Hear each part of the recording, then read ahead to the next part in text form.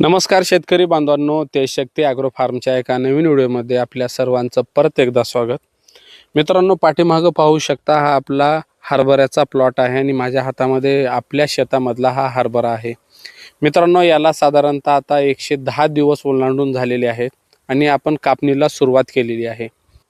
मित्रांनो, याच काळामध्ये बहुतांश शेतकऱ्यांपासून एक अशी चूक होते, त्याचा हरभरा पिकावरती खूप मोठा परिणाम दिसून येतो. ती चूक नेमकी कोणती आहे आपण ते आजच्या व्हिडिओमध्ये पाहणार आहोत. तत्पूर्वी तुम्ही आमच्या तेजशक्ती ॲग्रो या यूट्यूब चॅनेलला सबस्क्राईब केलं नसेल तर सबस्क्राईब करा. तसेच इंस्टा आणि फेसबुकवरही फॉलो करायला विसरू नका.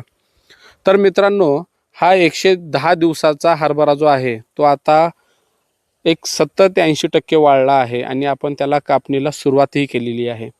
काही शेतकरी हरभरा पूर्णपणे वाळावा म्हणून शेतामध्ये तसंच ठेवतात आणि हीच नेमकी चूक आपल्याला परिणामी आपल्या उत्पादनामध्ये आपल्याला घट दिसून येते.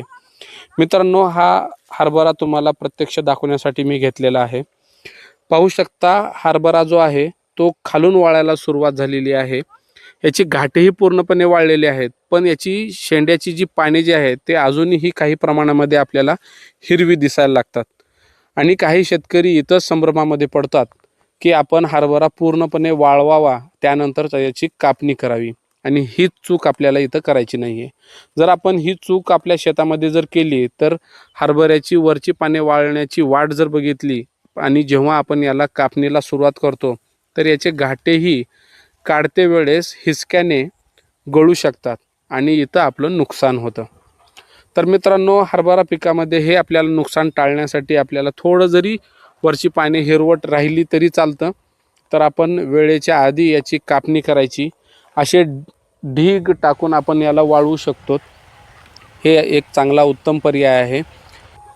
आणि मित्रांनो, ही अतिशय छोटीशी पण महत्त्वाची अशी टिप्स जी आहे ती तुम्हाला सांगावं असं मला वाटलं, कारण की मी ती माझ्या शेतामध्ये फॉलो केली. बहुतांश शेतकरी या गोष्टीकडे लक्ष देत नाही, त्यामुळे त्यांचं नुकसान होण्याची शक्यता ही खूप असते.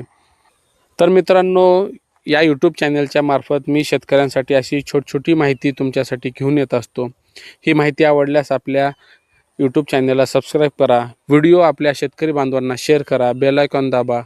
तर भेटूयात एका नवीन व्हिडिओसोबत, नवीन विषयासोबत.